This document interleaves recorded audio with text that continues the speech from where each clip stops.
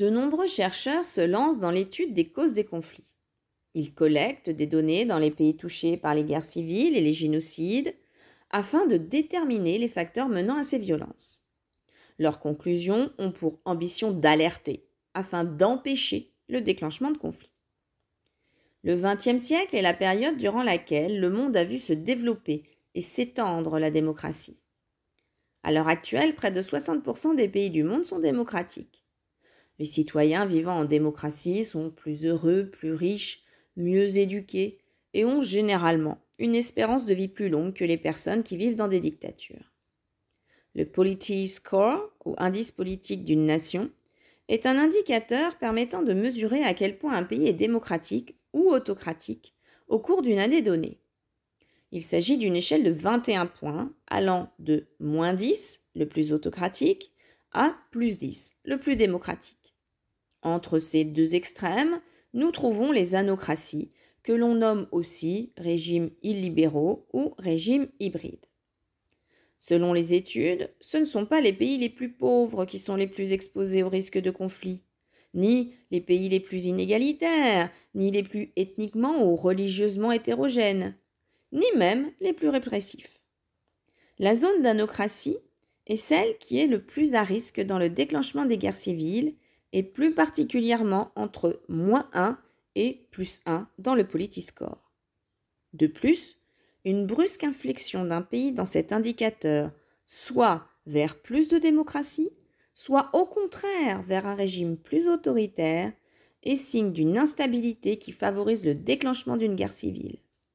Ainsi, un régime autoritaire qui brusquement entame sa transition démocratique a plus de risques de sombrer dans la guerre civile qu'un autre pays. On peut évoquer l'exemple de l'Irak pour illustrer ce propos. Parfois, ces guerres civiles dégénèrent en génocide. Les facteurs de risque qui engendrent des risques génocidaires sont multiples. L'histoire du pays est fondamentale. Si le pays a déjà connu un génocide, le facteur de risque est plus élevé. L'instabilité politique est aussi déterminante. Les gouvernements qui subissent une forte opposition, perçue comme menaçante pour leur maintien au pouvoir, peuvent avoir comme ambition de se débarrasser de manière violente de cette opposition. Les divisions ethniques pèsent beaucoup dans le risque génocidaire. Si l'élite au pouvoir appartient à une minorité ethnique, le risque génocidaire augmente. Le régime politique est central dans le risque génocidaire. Les régimes démocratiques sont une protection.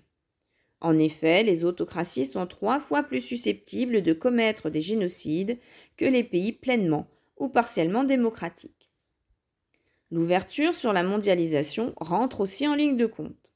Les pays qui dépendent davantage du commerce international sont moins susceptibles de perpétrer des génocides. En effet, le désir de s'adonner au commerce présuppose un certain nombre d'attitudes pacifiques.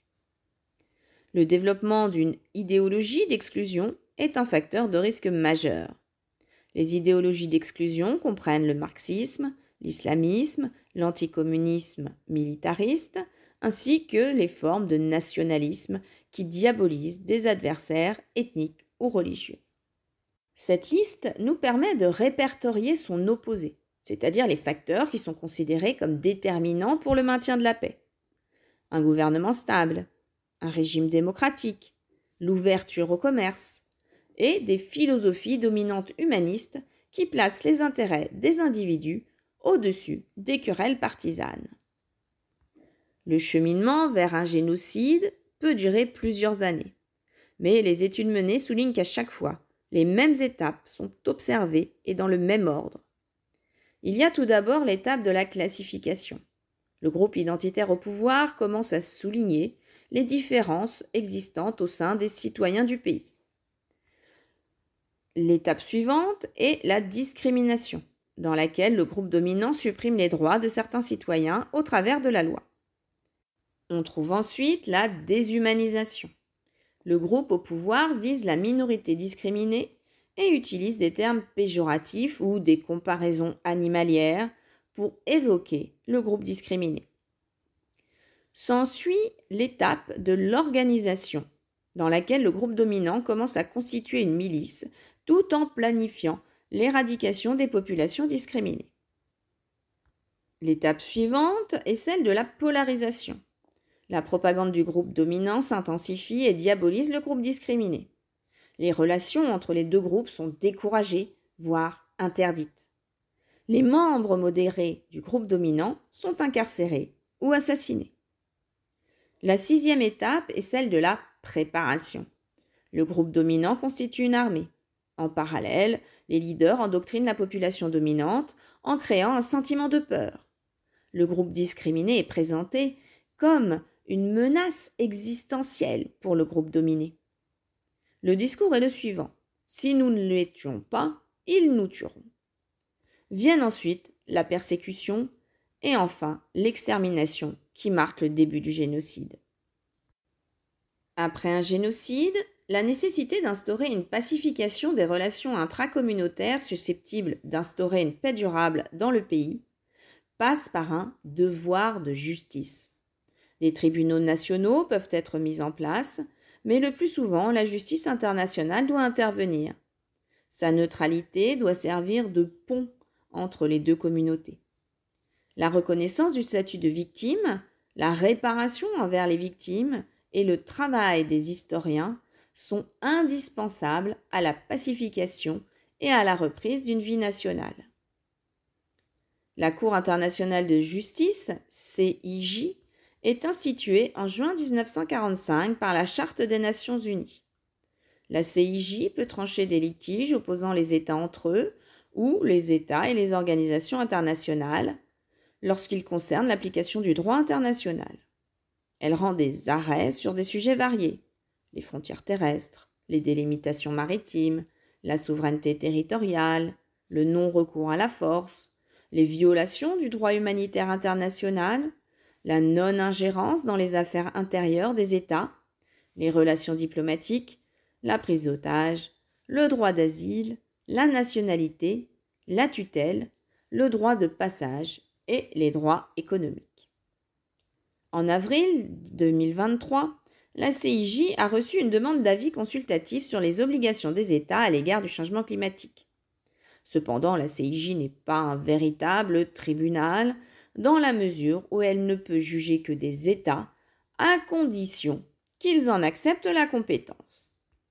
2 tribunaux pénaux internationaux ont été créés de manière provisoire par l'ONU afin de répondre aux enjeux de justice dans les massacres et génocides en ex-Yougoslavie et dans le génocide perpétré au Rwanda contre la minorité Tutsi.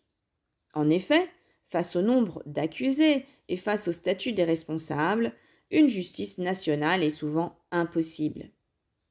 De 1993 à 2017, le tribunal pénal international pour l'ex-Yougoslavie met en accusation et juge 161 personnes.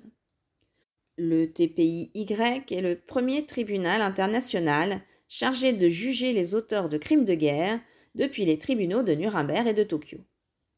Le tribunal pénal international pour le Rwanda a quant à lui siégé de 1994 à 2015. Il est le premier tribunal international à reconnaître le viol comme moyen de perpétrer le génocide. De son côté, la CPI est l'objet de nombreuses critiques. Malgré son caractère permanent et global qui lui permet d'avoir un rôle à la fois punitif et préventif, certains États lui reprochent de privilégier les pays occidentaux face aux pays du Sud global. Ainsi, certains pays se sont retirés de la CPI depuis 2016, le Burundi et les Philippines.